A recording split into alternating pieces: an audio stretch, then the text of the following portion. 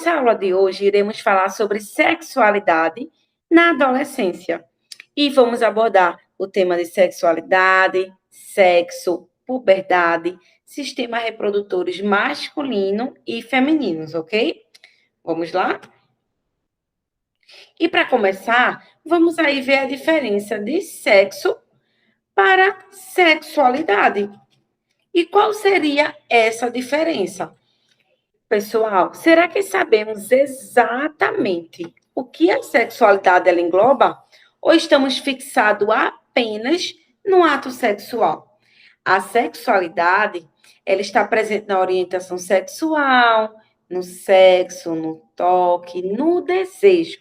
A sexualidade é diferente de pessoa para pessoa, ou seja, ela é algo íntimo. Com isso, a gente já percebe que a sexualidade ela é algo bem amplo e ela vai além. Já o sexo, ele está relacionado ao ato sexual em si e na referência ao sexo, tá certo? Passando aqui, eu trouxe aí essa imagem. Eu creio eu que a maioria de vocês já tenham assistido essa série, que é a série Sex Education. Quem não assistiu aí, eu vou estar explicando para vocês o que significa esta imagem, tá certo? Nesta imagem aqui, esta personagem do filme, ela sofreu um assédio dentro do ônibus. E aqui, do lado direito, mostra o sentimento que ela está no momento. Ela está cabisbaixa, está triste, está se sentindo, a gente vê mesmo como se fosse também com aparência de nojo. A gente consegue perceber aí. E na própria série em si, ela relata a questão da culpa que ela teve também. E isso é algo comum na nossa comunidade. A gente se deparar com esse tipo de situação, seja na frente de casa, seja na escola, seja na rua, no ônibus, em qualquer lugar que a gente esteja. Isso, infelizmente, ainda é algo normal no nosso cotidiano. Mas o que é importante é que você erga a sua cabeça para quando isso acontecer, tenha voz para falar que aquilo é errado, que você não vai aceitar aquilo. Por vezes, precisar falar para uma pessoa de segurança, sim, e principalmente não se sentir culpada, tá bom? Erguer a cabeça, não se sentir culpada e aí dar um chute mesmo nessa problemática e lutar para que isso não ocorra. Porque essa imagem que eu coloquei aqui é uma realidade, sim, do nosso cotidiano, infelizmente. E para isso aí eu trouxe uma frase de Manuela Dávila, onde ela fala: a forma como nos oprimem a partir do corpo é também uma maneira ou um mecanismo de tirar a nossa força no espaço público. Então fica aí para a gente refletir bastante, né, em relação a esta imagem. E eu trouxe aí também em seguida essa imagem bem ilustrativa para vocês, onde a gente vai falar um pouco sobre o gênero, orientação sexual e o sexo biológico.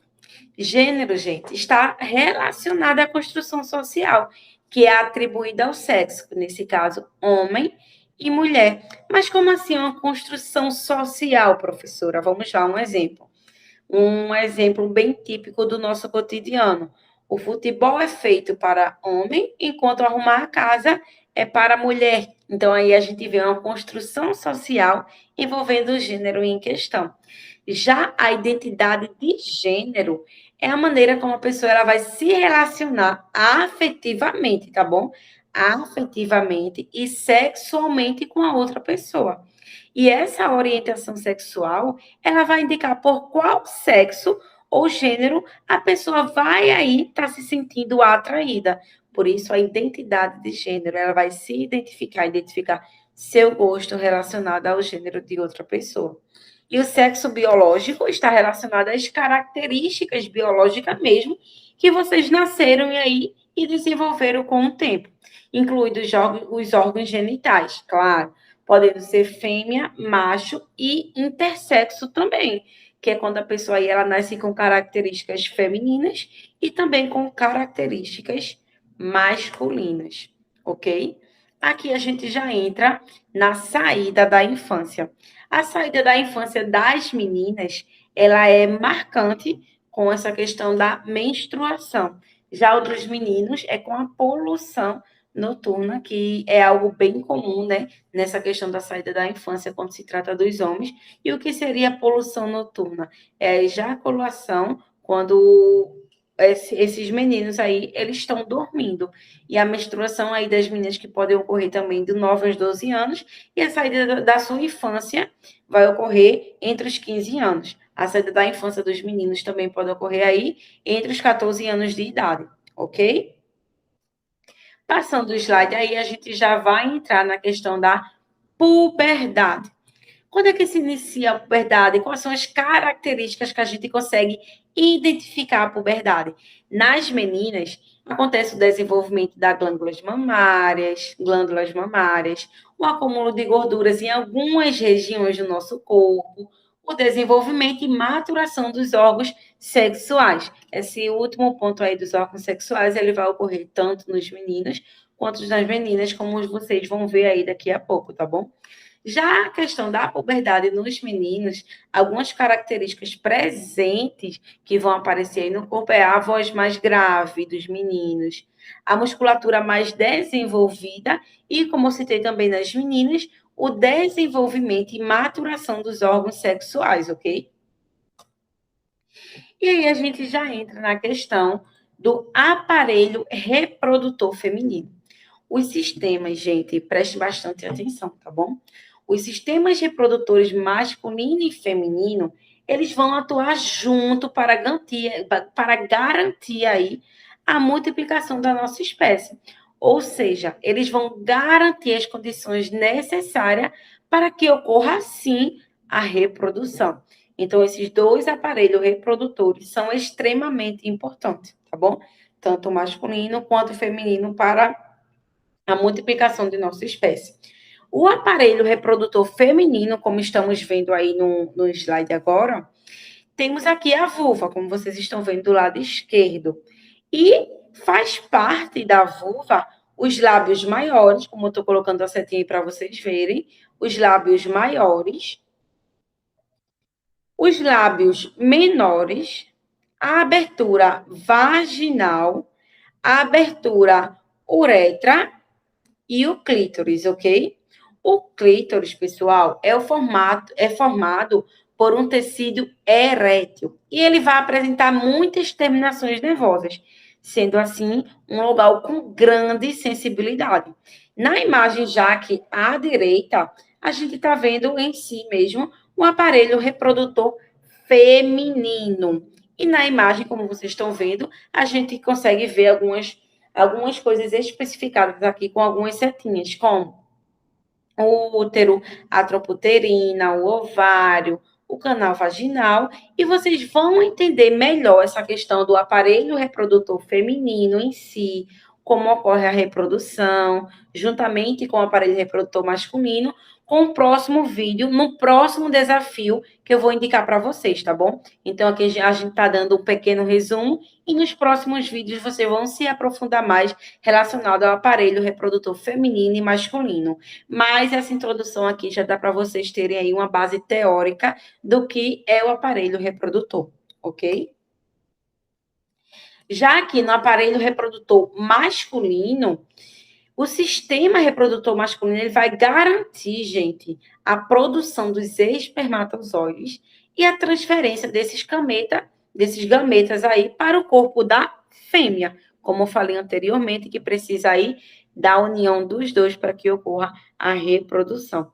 No sistema reprodutor masculino, vai incluir o pênis, o escroto, os testículos, como a gente está vendo aqui, algumas coisas já caracterizadas aqui por seta, o epidídimo, o canal deferente, a próstata, entre outras coisas. Essa questão do aparelho reprodutor feminino, vai ser mais um desafio onde eu vou disponibilizar para vocês, que é para a gente se aprofundar aí. E vocês também podem estar aqui revisando as fotos do slide, ok?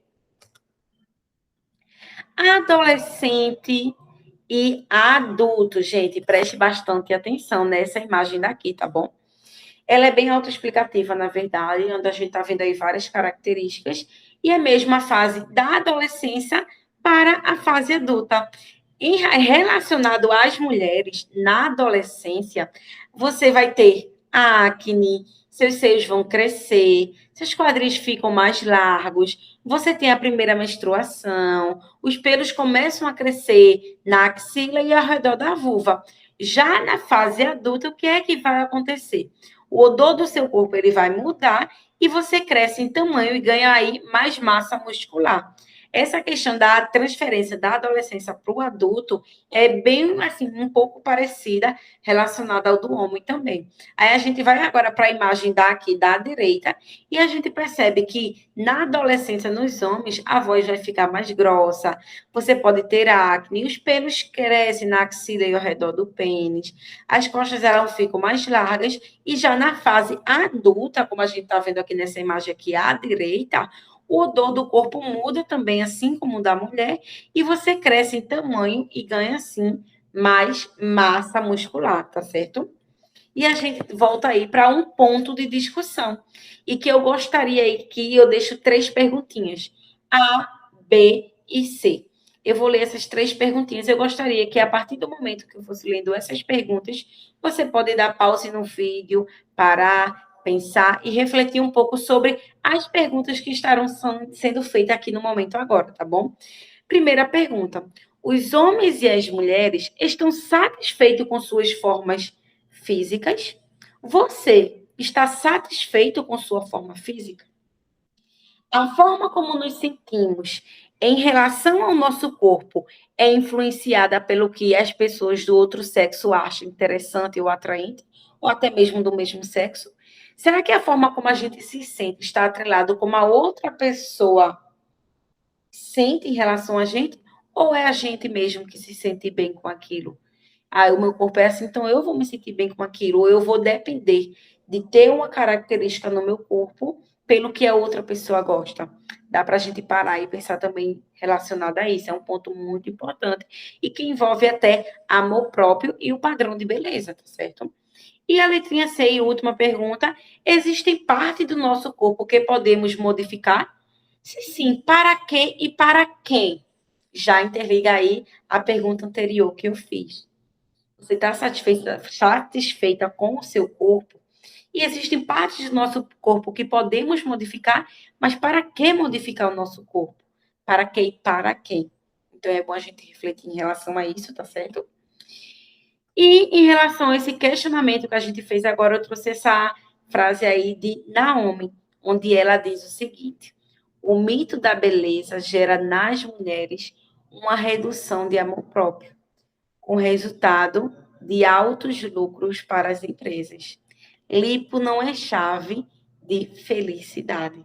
Então, é muito importante essa questão de padrão de beleza e que envolve também a sexualidade, porque como a gente viu lá no começo da aula, a sexualidade ela está atrelada a muita coisa, é algo amplo, envolve também o amor próprio, o reconhecimento de tudo, o desejo, o prazer, e é necessário que a gente esteja bem com a gente mesma para que a gente entenda a nossa sexualidade, os nossos desejos, as nossas fantasias, entre outras coisas, tá bom? Então, preste bastante atenção. Aqui são algumas referências que eu utilizei para mostrar a apresentação para vocês e vão aí, a partir daí, seguindo o desafio, ok?